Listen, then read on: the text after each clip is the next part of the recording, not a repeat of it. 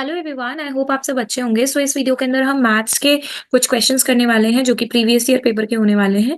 Right, जो हम देखते हैं फर्स्ट क्वेश्चन अपना मैथ्स का। So our first question is which of the following statement is not correct about assessment. Assessment के बारे में कौन सा करेक्ट नहीं है।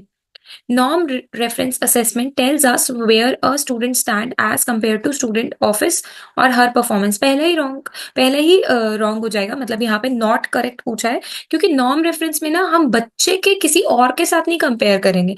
एक रूल या एक फॉर एग्जाम्पल हम पासिंग मार्क्स सेट कर देते हैं ना, जैसे 33, तो हम उसके साथ बच्चे को कंपेयर करेंगे, ना कि हम बच्चे को किसी और बच्चे के साथ करेंगे। ठीक है, तो ये ही गलत हो गया फर्स्ट आंसर। राइट, सो अगर हम बाकी भी देखिए, criterion reference assessment is a useful in diagnostic testing and remedial teaching, वो भी ठीक है।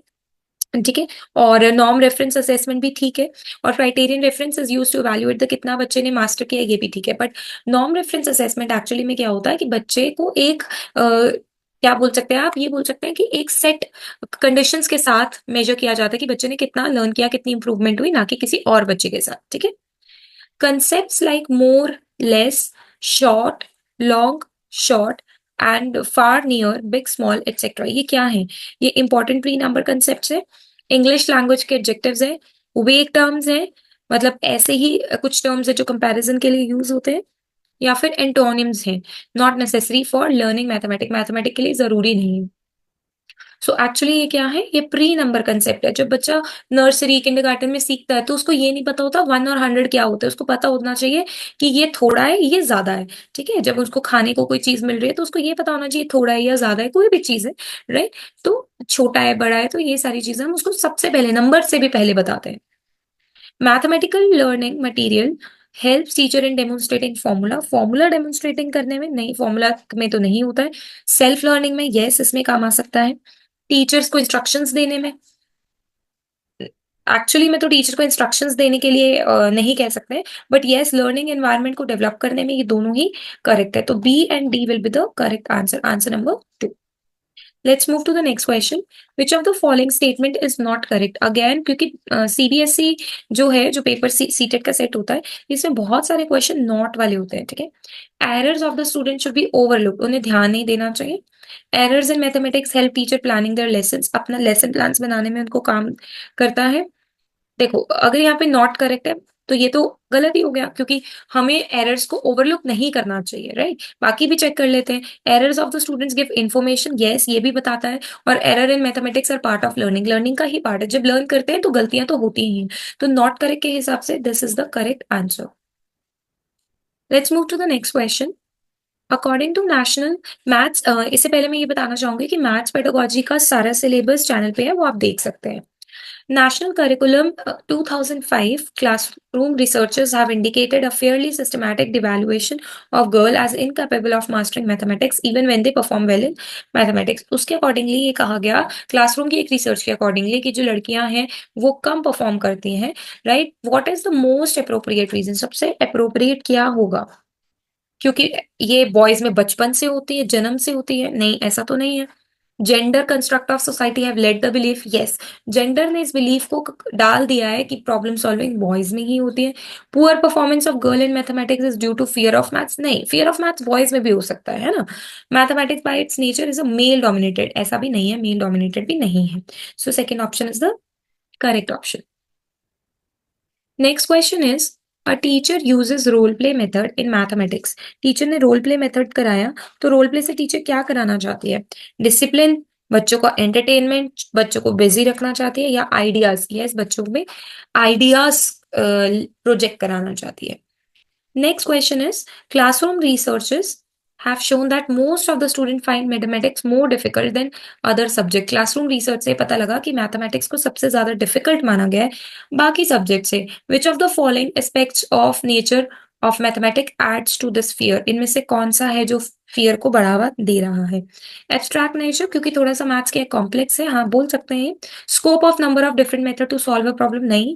Vast knowledge base of mathematics, जरूरी नहीं है कि वास्ट नॉलेज ही मैथ्स करने के लिए, हम बेसिक से भी स्टार्ट कर सकते हैं। स्कोप ऑफ मल्टीपल आंसर, ये भी नहीं है। So first answer is the correct answer. Next question is who among the following, ये तो आपको ध्यान ही है कि मैथमेटिकल एस्ट्रोनॉमी किसने दी थी, which is Aryabhatta, right. Let's move to the next question. एक वेजिटेबल सेलर है, उसने ना स्पिनच बेची 60 रुपए किलो। सोनू ने उसे परचेज करी, कितनी परचेज करी, सिर्फ और सिर्फ 350 gram. For which the vegetable took ₹21, 21 रुपए लिए उससे from Sonu. Which of the following statement is are true, कौन सा ट्रू होगा। मैथमेटिकल स्किल्स जो है एम्बिगुअस है, यानी क्लियर नहीं है। The skill is not useful, ये स्किल जो यूजफुल नहीं है सॉल्व करने के लिए। Such skills help in developing alternative strategies, alternative strategies में काम आती हैं for problem solving. So yes, यहाँ पे जो ऐसी स्किल्स हैं, राइट, वो किस में काम आ रहा है, ऐसा कौशल जिसके अंदर आप in the skills help in developing alternative strategies for solving mathematical problem. इसके अंदर आप ये बोल सकते हैं कि ये ऐसी स्किल्स हैं जिसके अंदर आप अल्टरनेटिव स्ट्रैटेजीज यूज करते हैं for solving mathematical problem. So answer number 1 will be the correct answer.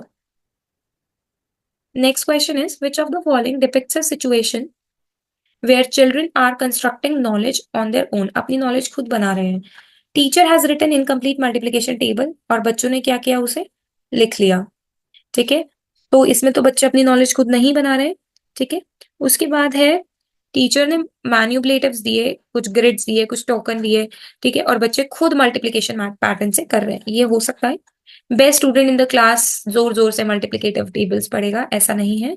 बच्चों को मल्टीप्लिकेशन को बोलने के लिए, लर्न करने के लिए, गाने के लिए बोल दिया टेबल्स को, वो भी गलत है। So second option is the correct option, जिसमें बच्चों को एक एरे दिया और ग्रिड दी, जिसमें बच्चे खुद से क्या कर रहे हैं, मल्टीप्लिकेटिव पैटर्न्स बना रहे हैं।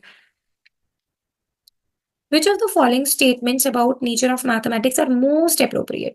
It helps the child to be creative. Yes. It helps in nurturing the child imagination. Yes, बच्चे ज्यादा सोचते हैं. It is based on inductive deductive reasoning. Yes, बच्चों की कल्पना को पोषित करने में सहायता देता, और ये निगनात्मक, एक होती है इंडक्टिव, एक होती है डिडक्टिव रीजनिंग। ठीक है, और उसके बाद है इट इज ऑलवेज कन्वर्जेंट, एक ही जगह पे आकर मिल जाता है, ऐसा गलत है। ठीक है, तो ए बी सी जो रहेगा that is the correct option. ठीक है, क्योंकि कन्वर्जन नहीं रहेगा, क्योंकि बार बार हम क्या करते हैं, मैथ्स में अलग अलग तरीकों से भी आंसर्स को निकाल लेते हैं। नेक्स्ट क्वेश्चन कहता है हमें टू डेवलप एप्रिसिएशन